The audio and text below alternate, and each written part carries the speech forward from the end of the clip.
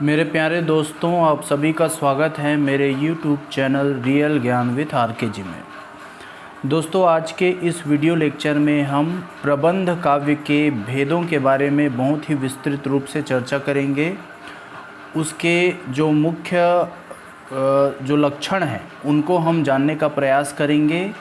तो इस video lecture में मैं प्रबंध काव्य के अंतर्गत आपको महाकाव्य, एकार्थी काव्य और खंड काव्य, इन तीनों के लक्षणों के बारे में बताऊंगा और साथ साथ में इनका उदाहरण भी प्रस्तुत करूंगा।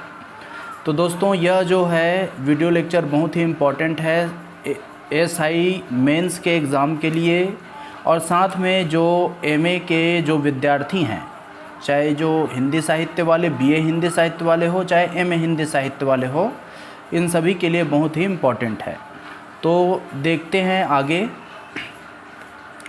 चलिए देखते हैं महाकाव्य के बारे में। तो महाकाव्य क्या होता है इसको देखेंगे पहले, इसके बाद हम इसके लक्षणों पर जाएंगे। तो महाकाव्य का जो लक्षण है वह संस्कृत साहित्य शास्त्र में सर्वप्रथम भामह ने दिया। तो सर्वप्रथम जो महाकाव्य का लक्षण है वह भामह दिया, और भामह ने काव्यालंकार की रचना की। इनके जो ग्रंथ है काव्यालंकार, इसमें सर्वप्रथम महाकाव्य की विशेषताएं बताई गई। और ये जो काव्यालंकार जो रचना है भामह जी की, इसके परिच्छेद में हम देखें, प्रथम परिच्छेद की 18वीं से 21वीं कारिका में, कारिका का अर्थ हम अध्याय समझ सकते हैं, तो इसमें दिया गया है। उन्होंने निम्नलिखित लक्षण बताए हैं, और कौन कौन से लक्षण बताए हैं इसको देखते हैं। तो भामह ने बताया है कि जो महाकाव्य है वह सर्गबद्ध होना चाहिए। तो जो सर्गों में बंधा होता है उसको इन्होंने क्या बोला है, महाकाव्य। अर्थात महाकाव्य अलग अलग अध्यायों में बंधा होना चाहिए। और क्या विशेषता बताई, वह महान चरित्रों से संबंधित होना चाहिए। अर्थात उनमें जो चरित्र लिए गए हैं वो महान होने चाहिए। आकार में बड़ा होना चाहिए, बहुत ही बृहत कथा होना चाहिए। और ग्राम्य में शब्दों से रहित होना चाहिए। अर्थात जो सामान्य गांव के जो गंवारू बोलचाल के जो शब्द है, इससे रहित होना चाहिए, अर्थात ये नहीं रहना चाहिए। साथ में अर्थ सौष्ठव से संपन्न, और इसमें सत्पुरुष आश्रित होता है, अर्थात इसमें एक महान नायक होना चाहिए। साथ में इन्होंने बताया भामह जी ने कि जो महाकाव्य होता है इसमें मंत्रणा, दूत संप्रेषण अभियान, युद्ध, नायक के अभ्युदय और नाटक की जो 5 संधियां होती है तथा रिद्धि, ये सभी चीज़ें सम्मिलित होना चाहिए। उन्होंने आगे बताया कि यह जो महाकाव्य है इसमें चतुर्वर्ग का प्रतिपादन होना चाहिए। अब ये चतुर्वर्ग क्या है? चतुर्वर्ग का अर्थ है धर्म, अर्थ, काम और मोक्ष। तो ये जो 4 वर्ग है पुरुषार्थ के, जिसको 4 पुरुषार्थ भी बोला जाता है, तो इनमें इसका प्रतिपादन होना चाहिए। इनमें से किसी एक का प्रतिपादन महाकाव्य में होना चाहिए, और प्रतिपादन रहने पर भी जो प्रधानता है उसको अर्थ निरूपण की प्रधानता इसमें होनी चाहिए। और आगे बताया कि महाकाव्य जो है वह लौकिक आचार तथा सभी रसों से स्पष्टतः युक्त होना चाहिए। तो सभी प्रकार के इसमें रसों का समावेश होना चाहिए। हम जानते हैं कि रसों की संख्या कुल 9 थी, जो अब क्या हो गई है, 10 हो गई है। तो सभी प्रकार के रस से युक्त होना चाहिए। तो ये तो हमने देख लिया आचार्य भामह का महाकाव्य के संबंध में जो विचार है। अब हम देखते हैं आचार्य विश्वनाथ प्रसाद मिश्र हुए, जो कि एक बहुत बड़े आचार्य हुए, और इन्होंने अपना जो ग्रंथ लिखा उसका नाम है साहित्य दर्पण। तो साहित्य दर्पण के ग्रंथ में इसके 6वें अध्याय के अंतर्गत इन्होंने महाकाव्य में अनिवार्य प्रसंगों की एक लंबी तालिका दी है। अर्थात महाकाव्य का लक्षण क्या होना चाहिए, उसकी क्या क्या विशेषता होना चाहिए, इसको इन्होंने बताया है। तो संस्कृत काव्य शास्त्र में एक लंबी अवधि तक जो आचार्य विश्वनाथ हुए, इनके द्वारा जो दिया गया लक्षण है इन्हीं को माना गया। और केवल संस्कृत साहित्य ही नहीं, हिंदी साहित्य में भी इनका जो लक्षण है उसको माना गया। कामायनी जो है महाकाव्य, इसके पहले जितने भी महाकाव्य लिखे गए थे इन सभी में इनके लक्षणों को अर्थात आचार्य विश्वनाथ के लक्षणों को महाकाव्य के संबंध में माना गया है। तो संस्कृत काव्य शास्त्री आचार्य विश्वनाथ के अनुसार महाकाव्य की क्या विशेषताएं दी गई है इसको हम लोग देख लेते हैं। तो यही क्या हो जाएगी, हमारे महाकाव्य की विशेषता हो जाएगी, क्योंकि इनके मत को संस्कृत काव्य शास्त्र में माना गया है और साथ साथ हिंदी काव्य शास्त्र में भी माना गया है। तो चलिए देखते हैं इन्होंने क्या बोला है कि महाकाव्य सर्गबद्ध होना चाहिए, अर्थात जो महाकाव्य है वह अध्यायों में बटा होना चाहिए। अब जो सर्ग हैं वह न तो अधिक छोटे होने चाहिए और न ही अधिक बड़े होने चाहिए।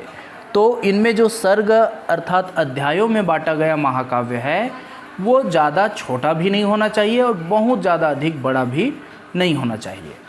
कम से कम 8 सर्ग होने चाहिए, तभी हम इसको महाकाव्य कहेंगे। तो कम से कम 8 सर्ग होते हैं, 8 से कम सर्ग होंगे तब हम इसको महाकाव्य नहीं बोल सकते। 8 कम से कम और 8 से अधिक जितने भी सर्ग हों ये चल जाएगा। इसके बाद क्या बोला कि सर्ग के अंत में भावी कथा की सूचना होती है।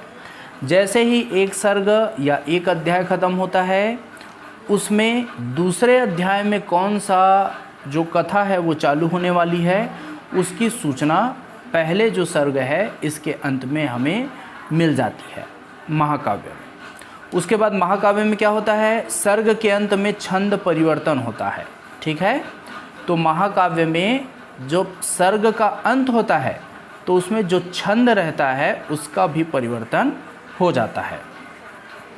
और इन्होंने बताया कि जो सर्ग होता है, जो अध्याय में हम बांटे रहते हैं महाकाव्य को, तो इसका नामकरण कर लिया जाता है, अर्थात इसका नामकरण किया जाता है।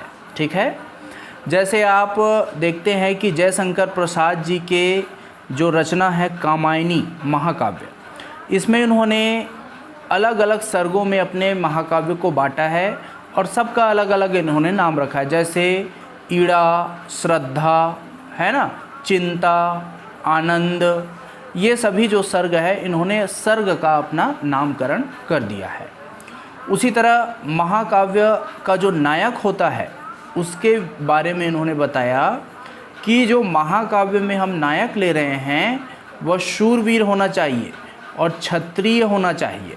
साथ में इसमें जो नायक है उसका गुण धीरोदात्त गुण होना चाहिए। तो दोस्तों आपकी जानकारी के लिए मैं बता दूं कि जो नायक होता है वह 3 प्रकार के होते हैं।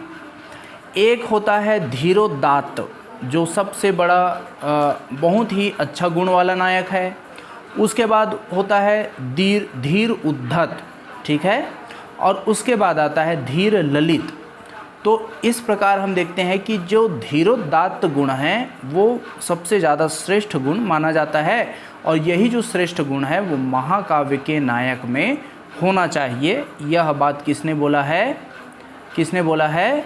आचार्य विश्वनाथ ने बोला है। ठीक है, इसके बाद वे ये भी कहते हैं कि जो इसमें नायक होता है वो सदवंश का होना चाहिए। अब सदवंश का अर्थ क्या हो गया? तो उस समय जो सदवंश होता था वो 2 ही वंश माने जाते थे, एक तो ब्राह्मण और दूसरा क्षत्रिय, अथवा एक ही वंश के अनेक राजा भी महाकाव्य के नायक हो सकते हैं, ये इन्होंने माना है। वे कहते हैं कि कभी कभी एक ही सर्ग में विविध छंद योजित होते हैं, तो ज़रूरी नहीं कि एक ही सर्ग में हम एक ही प्रकार के छंद का प्रयोग करें। एक छंद में एक सर्ग में अलग अलग प्रकार के छंदों का प्रयोग भी हम कर सकते हैं। श्रृंगार, वीर और शांत रसों में से कोई एक अंगी रस होता है और अन्य सभी रस अंग के रूप में आने चाहिए। ये बहुत इम्पोर्टेंट बात है। तो आचार्य विश्वनाथ कहते हैं कि संपूर्ण महाकाव्य में या तो श्रृंगार रस या वीर रस या शांत रस, इन तीनों में से कोई एक रस जो है वो प्रमुखता लिए होना चाहिए पूरे महाकाव्य में। ठीक है, और जो रस प्रमुखता लिए हुए है उसी को हम क्या बोलेंगे, अंगिरस बोलेंगे। इसका मतलब ये नहीं कि जो बाकी के रस हैं, जो 9 रस में से जिसमें से बाकी के रस जो बच गए है ना, अंगिर रस को छोड़कर, तो बाकी सब रस भी आने चाहिए, लेकिन ये सभी गौण होते हैं। और जो मुख्य रस होता है उसमें श्रृंगार, वीर और शांत, इन तीनों रसों में से कोई एक रस होना चाहिए, और यही महाकाव्य का लक्षण है। उन्होंने यह भी बताया कि नाटक की सभी संधियाँ, देखिए दोस्तों, नाटक में जो संधियाँ होती है उसकी 5 संधियाँ होती है। संधियों का अर्थ क्या होता है, संधि का अर्थ होता है योग या जोड़ना। तो ये जो संधियाँ हैं इसके माध्यम से नाटक का जो कथानक है, जो कथा है, वह पुष्ट और पूर्ण होती है। उसी प्रकार महाकाव्य में भी नाटकों की तरह 5 संधियाँ होनी चाहिए। अब ये 5 संधियाँ हैं, पहला है मुख, दूसरा प्रतिमुख, तीसरा गर्भ, चौथा विमर्श और 5वां है निर्वहन। तो इस प्रकार 5 संधियाँ, नाटक की जो 5 संधियाँ हैं ये महाकाव्य में होनी चाहिए। और बोलते हैं आचार्य विश्वनाथ कि जो महाकाव्य का कथानक है, अर्थात महाकाव्य की जो कथा है, या तो यह इतिहास आश्रित होना चाहिए, अर्थात इतिहास में जो घटनाएं घटी है उसको लेकर महाकाव्य लिखा जाना चाहिए, या यह सज्जन आश्रित होना चाहिए, या किसी यह जो महाकाव्य है वो किसी सज्जन व्यक्ति पर लिखा जाना चाहिए। ठीक है, 12वां विशेषता देखते हैं महाकाव्य की, कि जो महाकाव्य है वह धर्म, अर्थ, काम और मोक्ष में से किसी एक फल की प्रतिष्ठा होनी चाहिए। तो ये जो 4 पुरुषार्थ हैं, है ना, इनमें से कोई एक भी जो है इसकी प्रतिष्ठा करना जो महाकाव्य रचयिता है उसका दायित्व है। इसको किसने बताया, आचार्य विश्वनाथ कहते हैं। वे कहते हैं कि जो महाकाव्य ग्रंथ है इसका आरंभ नमस्क्रिया या वस्तु निर्देश से होना चाहिए। तो जैसे आपने ऑर्केस्ट्रा में देखा होगा, पहले सरस्वती पूजा होती है जिसमें नमस्कार करते हैं, सरस्वती माता की पूजा करते हैं। उसी प्रकार जो महाकाव्य लिखा जाएगा इसमें नमस्कार की क्रिया रहेगी। अब वो किसके प्रति होगी, पहले तो भगवान के प्रति होगी, दूसरा जो लेखक देना चाहे या कवि देना चाहे उसके प्रति होगी। तो पहले नमस्क्रिया होनी चाहिए, उसके बाद वस्तु निर्देश होना चाहिए, अर्थात उन्होंने क्या क्या चीज़ किस किस पेज में लिखा है, ये सभी जो वस्तु निर्देश हैं ये सभी महाकाव्य में होने चाहिए। उन्होंने कहा कि सज्जनों को कहीं कहीं प्रशंसा और दुर्जनों की कहीं कहीं निंदा महाकाव्य में होनी चाहिए। उन्होंने कहा कि महाकाव्य में संध्या अर्थात शाम, चंद्रिका अर्थात जो तारे हैं, उसी प्रकार रात, मृगया, शैल, सागर, इन सभी का वर्णन होना चाहिए। तो कवि जीवन को विभिन्न सरस और मनोमुग्धकारी प्रसंगों की अवतारणा कर सकता है। अब हम देखते हैं ये जो 15 हमने जो लक्षण देखे महाकाव्य की, इसकी विशेषताएं देखी, इसको देखने के बाद हम देखते हैं कि कौन कौन से महाकाव्य हिंदी में लिखे गए शुरू में। तो हिंदी में पृथ्वीराज रासो, पद्मावत, रामचरितमानस, कामायनी तथा साकेत, ये जो हैं ये प्रसिद्ध महाकाव्य के अंतर्गत आते हैं।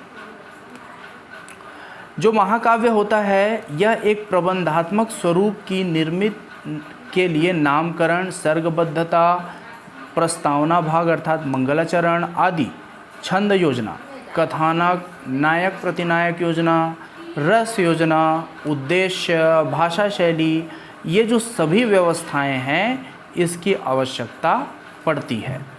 तो समय के साथ साथ महाकाव्य के स्वरूप में भी परिवर्तन आ जाता है। तो इस तरह से हमने महाकाव्य के बारे में देख लिया दोस्तों। अब हम आते हैं एकार्थी काव्य के बारे में। तो एकार्थी काव्य या महाकाव्य उन्मुख प्रबंध काव्य अर्थात महाकाव्य की तरफ जाने वाला प्रबंध काव्य को हम क्या बोलते हैं, महाकाव्योन्मुख प्रबंध काव्य। तो आचार्य विश्वनाथ प्रसाद मिश्र जी हैं, वे ऐसे काव्यों को एकार्थी काव्य इन्होंने कहा है। अर्थात जो महाकाव्य की शैली पर लिखे जाते हैं किंतु महाकाव्य की पूर्णता तक नहीं पहुंच पाते, उन्होंने साकेत को एक एकार्थी काव्य कहा है। ठीक है, तो विश्वनाथ प्रसाद मिश्र जी ने साकेत को एकार्थी काव्य कहा है, क्योंकि महाकाव्य की तरह तो ये लिखे जाते हैं लेकिन महाकाव्य की पूर्णता में ये नहीं पहुंच पाते हैं। ठीक है, तो साकेत में हम देखते हैं कि आधुनिक महाकाव्य के प्रायः समस्त जो लक्षण हैं वो प्राप्त हो जाते हैं, लेकिन हम देखते हैं कि जो आधुनिक महाकाव्य है वह पुराने जो महाकाव्य लिखे गए हैं उनसे कुछ कुछ बातों में भिन्न है। जैसे आज के महाकाव्य में हम देखते हैं कि जो सामान्य वर्ग के मनुष्य है उनको भी नायक बनाया जा सकता है। जरूरी नहीं कि जो नायक बन रहा है वह केवल उच्च जाति का हो, उच्च श्रेणी का हो, वह छोटी जाति का भी बन सकता है, छोटे वर्ग का भी बन सकता है। ठीक है, तो आधुनिक महाकाव्य की ये जो बातें हैं इसको हम देख सकते हैं। डॉक्टर गोविंद त्रिगुणायन जी हैं, वे ऐसे एकार्थी काव्य को महाकाव्योन्मुख प्रबंध काव्य की संज्ञा देते हैं। तो हम देखते हैं कि जो डॉक्टर हैं त्रिगुणायन, वे एकार्थी काव्य को महाकाव्योन्मुख प्रबंध काव्य इन्होंने माना है। महाकाव्योन्मुख मतलब महाकाव्य की ओर उन्मुख करने वाला, जाने वाला प्रबंध काव्य, इस तरह से वे नाम इसका लेते हैं। अब हम देखते हैं कि जो गुरुभक्त सिंह हैं इसके काव्य है नूरजहाँ, और दिनकर का जो काव्य इन्होंने लिखा है कुरुक्षेत्र, ये जो दोनों हैं वह एकार्थी प्रबंध काव्य के अंतर्गत रखा जा सकता है। तो इसको हमने देख लिया। अब हम देखते हैं दोस्तों खंड काव्य। तो खंड काव्य क्या होता है इसको जान लेते हैं। तो संस्कृत काव्य शास्त्र में खंड काव्य की विस्तृत विवेचना नहीं की गई है, ज़्यादा विवेचना नहीं किया गया है खंड काव्य के बारे में। संस्कृत के जो साहित्य दर्पण में है उसमें खंड काव्य का लक्षण इस प्रकार दिया गया है। तो इसको हम देख लेते हैं। संस्कृत का जो साहित्य दर्पण है इसमें खंड काव्य के बारे में क्या क्या बताया गया है। तो इसमें बताया गया है कि भाषा या विभाषा, विभाषा का अर्थ होता है बोली या उपभाषा, तो भाषा या विभाषा में रचित जो सर्गबद्ध संधियों की समग्रता से रहित हो, अर्थात जिसमें सर्ग का बंधन न हो, और एक कथा केंद्रित पद्यबंध रचना जो है वह क्या कहलाता है, काव्य कहलाता है। और उसके एक देश या विभाग अर्थात खंड का अनुसरण करने वाली रचना खंड काव्य होती है। तो इस तरह से हमने खंड काव्य को जान लिया। अब हम देखते हैं कि जो खंड काव्य है उसकी अन्य विशेषताएं क्या है। तो काव्य अथवा महाकाव्य की कतिपय लक्षणों से युक्त जो प्रबंध काव्य होता है उसे खंड काव्य कहते हैं। अर्थात खंड काव्य में महाकाव्य का कुछ कुछ लक्षण पाया जाता है। ठीक है, और हालांकि ये किस काव्य के अंतर्गत आता है, प्रबंध काव्य के अंतर्गत आता है। तो इसका आशय यह है कि खंड काव्य का विधान महाकाव्य के आदर्श पर ही होता है, किंतु दोनों के स्वरूप में अंतर होता है। तो खंड काव्य में जीवन के किसी खंड अथवा विशिष्ट घटना का वर्णन रहता है, तो महाकाव्य की तुलना में खंड काव्य का आकार भी बहुत लघु होता है। आचार्य विश्वनाथ जो हैं वे प्रबंध काव्य के 3 भेद मानते हैं, जिसको हम देख चुके हैं। पहला महाकाव्य, दूसरा काव्य या एकार्थी काव्य, और तीसरा है खंड काव्य। तो कदाचित वे मूल कथा के साथ चलने वाली अनेक उपकरणों से एक अनेकार्थी रचना को महाकाव्य और एक ही मूल रचना पर केंद्रित एकार्थी रचना को जो है वह काव्य या एकार्थी काव्य, और उस मूल कथा के किसी एक अंश को लेकर चलने वाली रचना को हम खंड काव्य मानते हैं। तो रुद्रट जी के अनुसार हम खंड काव्य की जो लक्षण हैं, विशेषताएं हैं, इसको प्रस्तुत कर लेते हैं। तो पहला इन्होंने रुद्रट ने विशेषता बताई कि खंड काव्य में पुरुषार्थ चतुष्टय अर्थात धर्म, अर्थ, काम, मोक्ष, इनमें से किसी एक का निरूपण अवश्य होना चाहिए। रुद्रट जी ये बोलते हैं कि खंड काव्य में या तो किसी एक रस का परिपाक हो या कई रसों की व्यंजना होनी चाहिए।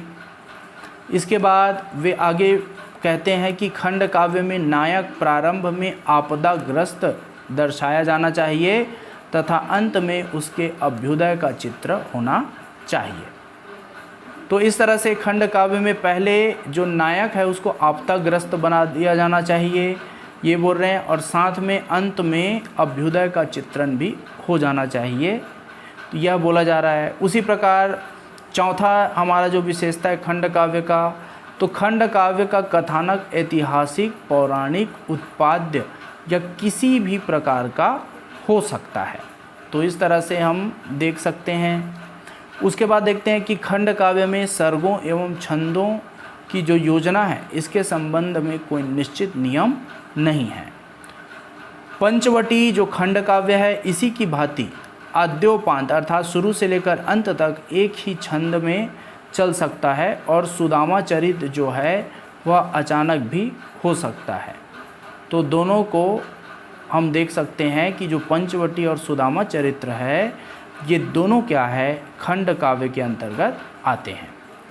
तो दोस्तों आज के इस वीडियो लेक्चर में हमने बहुत ही डिटेल में जान लिया कि महाकाव्य का लक्षण क्या है ना, एकार्थी काव्य का या महाकाव्योन्मुख रचना जो एकार्थी काव्य हम बोलते हैं उसका विशेषता क्या है, और साथ में हमने यह भी जान लिया कि जो खंड काव्य होता है वह क्या है और इसकी क्या क्या विशेषताएं हैं। तो दोस्तों आज के लिए इतना ही, और देखते रहिए मेरे YouTube चैनल रियल ज्ञान विद RK को।